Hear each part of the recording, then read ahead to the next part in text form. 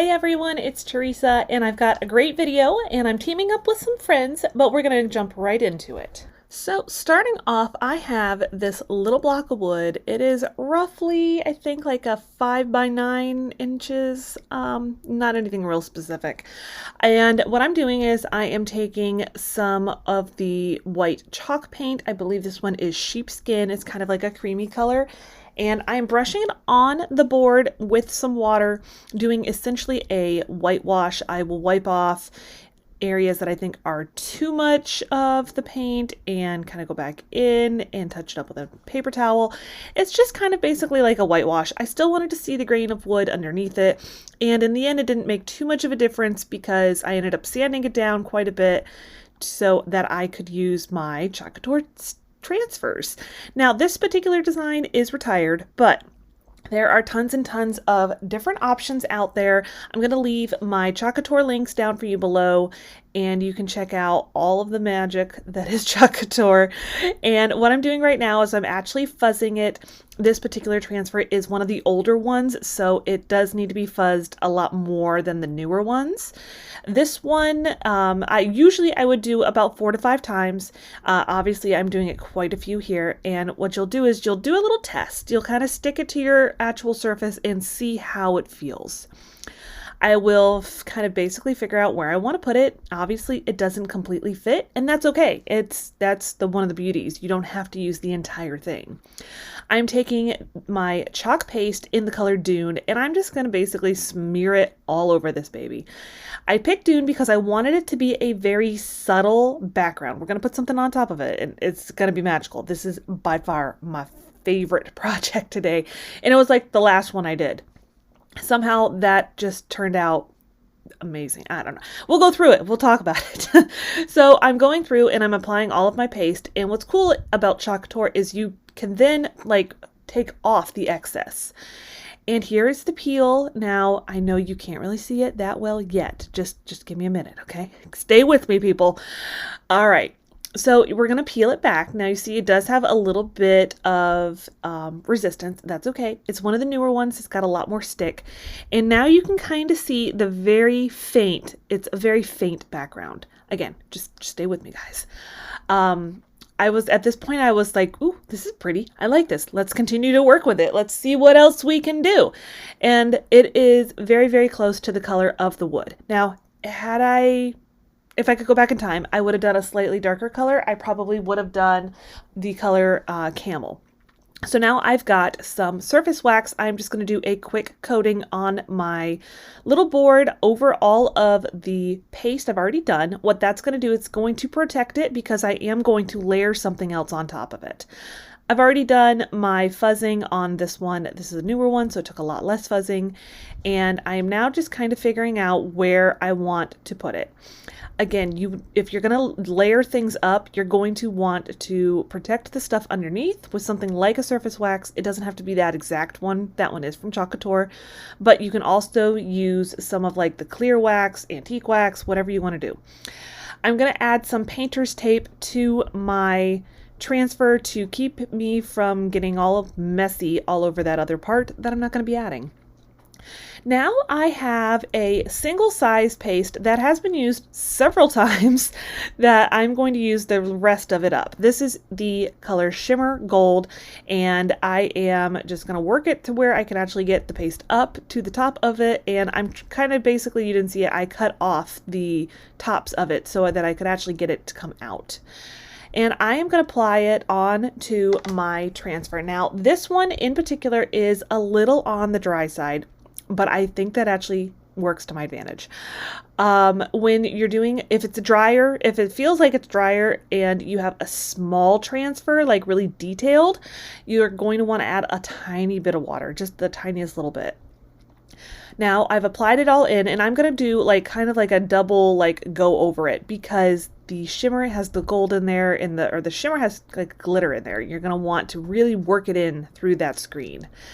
And here is what I thought was done. I thought it was done at this point. And then I was like, you know what?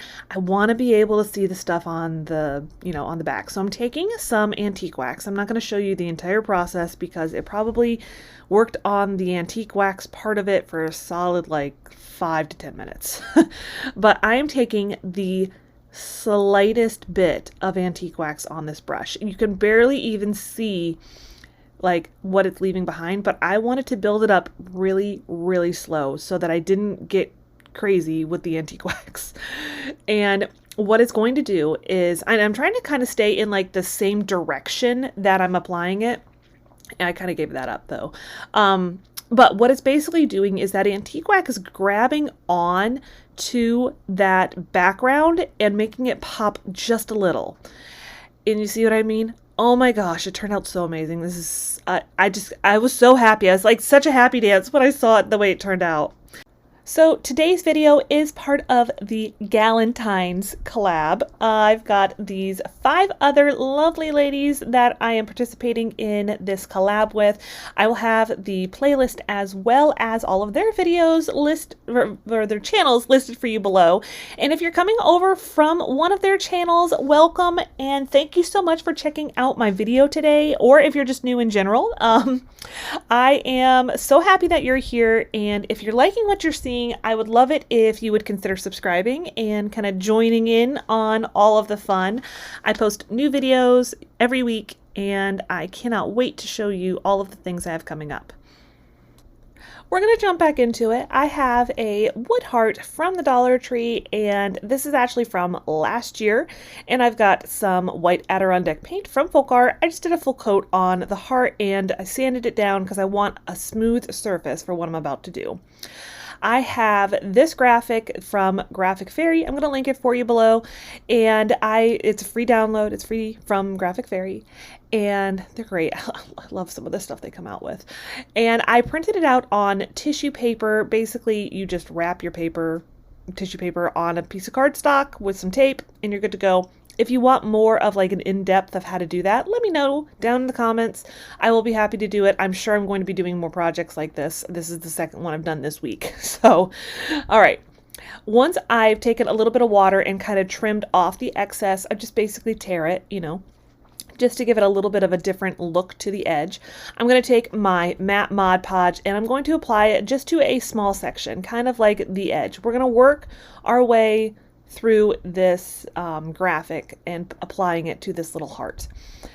And like I said, we're just going to work our way through it. I'm going to add section by section. It's going to help from getting your, I don't want a really thick layer, so I wanted to make sure I did it section by section so that it wouldn't dry. And then I'll just go through and apply just a little bit more to any of the corners or edges that feel like they are not adhered to my heart. Next, I am, more antique wax. I'm going to take some more antique wax on this project. This one is going to be super, super shabby chic with lots of antique wax. So obviously antique wax is a personal choice. If you don't like the look of it, you don't have to apply it on any of these, projects. And I'm taking a chip brush with just a little bit on there. I feel like that is my preference, is just to really build it up on stuff like this. If you're going like full on rustic, then you can just slap it all over it, but these are more in a shabby chic, vintagey kind of look. Now, obviously this graphic is in French. I'll have to ask my husband what it is. He's been taking like some French lessons on his iPad, so I'll have to ask him what this says because I don't know. I'm going to take some more antique wax and I'm really going in to all of the edges and I'm going to do like a full coating of it. Again, not very heavy. It's all personal preference. I really wanted to get a little hint of it throughout the entire heart, but I really want that graphic to stand out. It's so pretty. It's just a really fun little way to add some touches of details. I do try to go a little heavier on the edges and kind of work my way in. That way it looks, thoughtful, I guess. Like that's like an intentional thing. There we go. That's what I meant. I wanted it to look intentional and to be somewhat realistic, I suppose. So once that's all done, I'm going to take some split beads. These ones are rather small. I will have my Amazon storefront linked below. That's where I get most of my like little beads and wood beads and stuff. I'm taking some of the Waverly chalk paint in the color ink and a little spritz of water and basically just coating them in there. That is just a plastic bowl from the Dollar Tree. I was like, okay, I want a quick and easy way to do this without making too much of a mess. And then, of course, I still made a mess. I was trying to like get them out of there with my brush. I ended up with just going in with my hands. And now I'm taking some rub and buff. And I am just basically doing almost like a pouncing on the tops of these split beads. I didn't want to do it while they were actually on the heart because I didn't want tons and tons of gold all over the place. It's really, again, it's preference. If I was going to make all of these beads touching, that's probably how I would have done it. I would have attached them first and then gone through and added the gold. But I decided against making them all together. So this is kind of the positioning that I'm going to go with. I believe I have 15 or 16 split beads on each side of the heart, and I was trying to use this measuring mat to kind of gauge like where they are and make them somewhat symmetrical. Eventually I just kind of gave up and placed them and tried to space them out as close as I could. Once that's done and dry, that's the important part, make sure that it's dry, I'm going to take these little feet from the little brain teaser game in the toy section at Dollar Tree, and I'm just going to glue them onto the bottom because dun dun dun, dun this is a tray. What I do suggest on this, if you have more of like a super glue or Star Bond, that's what I ended up having to use that on those feet, and I actually did paint them black. But here is my pretty little Valentine's Day tray. It's super pretty. I have a little book stack from the Dollar Tree. This is new. I just got this recently. I picked up a few of them because I thought they were too stinking cute. You know, we all used the wood crate to make a faux book stack, but they went and came out with like an actual faux book stack. Go Dollar Tree, go. This is going to feel a little weird. I actually painted the outside black, and now I'm painting like the edges, the like sides of it in the sheepskin color. And what I did is I added a layer of the paint, and then I added another layer where I let it be a lot thicker. And I'm going in now with a chip brush and adding texture to it. Like basically what I did is I let it dry a little bit and made it where it's almost gummy. And then I used my chip brush to add texture like pages. You'll have to let me know if it's believable, if it looks somewhat more believable to you. So now I'm taking my antique wax to really bring out the texture that I added with my paint to make it look a little bit more like a book stack. If you couldn't tell today, I am doing all Valentine's Day stuff, but I've kind of kept it more in a neutral direction, more so than like traditional Valentine's Day colors. I don't know. This is just what has been speaking to me lately. Next, I'm going to take some white wax and kind of add just a little bit of detail into the book, like where all the splits are on the top, kind of trying to give it some age, essentially. It's all entirely up to you and what is your preference. I decided I didn't like the two of the white look, so I'm taking the antique wax and going over that. Basically, obviously your white wax is going to show up on the black. The antique wax wouldn't really show up, so that's why I went in that direction. Originally, I was going to do just the white, but I didn't like the way it looked at least not on the top part of it, so it's all right. It's one of those things, right? You just kind of go with what seems to work best for you, what what looks nice to your aesthetic, and what you like. So I've been feeling like the very vintage French kind of stuff lately. So that is why I went this direction. Now I have some decoupage paper that I actually got from my friend Kim over at My Victorian Heart. I'll have her shop listed for you below. And what I'm going to do is I'm going to take little bits of it. This one is just one of those little graphics that is on the sheet, and I'm applying it with my Mod Podge just like I did on the tissue paper. just little bit section by section and kind of working it through. Now this one is if I remember correctly, I think this is more of like a rice paper, so it's a lot thicker. It has a lot more give to it. Like you can work it a little bit more. Here's how it turned out though once everything's been applied. I think it's just really sweet, really very pretty, classic. And a lot of these projects today, I'm kind of trying to make them where you could keep them out year round if this is more of your style. I've got a little block of wood. I believe it's like about a 5x5, and I went ahead and just did a full coat of that Rust-Oleum glaze. And now I am taking my IOD molds and my IOD air dry clay. I'm absolutely in love with their air dry clay right now. I might have to buy some more. I've got a whole pack still that I haven't opened, but I definitely love it. You're going to take your mold, you're going to add a little bit of cornstarch to it, and then you'll tap out the excess. Yep, there we go. I was like, I hope I did that. And you'll just pat in your clay into whichever mold you kind of go with. Now, the mold I am showing you that I filled in right here is not the mold I ended up using in this project. I just am now noticing that. But the idea is the same. All right, so you'll just go through. I trim off the excess. I use this little acrylic rolling pin. Essentially, it's not really a rolling pin, but it's really made specifically for clay. And I'll just kind of go back and forth between rolling it out and removing the excess until eventually we get it to where it's reasonable. And then you'll bend your mold and you'll pull out your clay. This one itself did not turn out as well, so I ended up switching over and going to the heart one that I end up using. I didn't show the process of painting it just because I did like this color, then I was like, oh, I don't like that one. I did this color, I don't like that one. So eventually this is what I ended up with. It's the same colors that I've been using throughout this whole video, so they're all listed below for you. And once it is completely dried is when I painted it, and then I am taking a little bit of hot glue and fixing it down.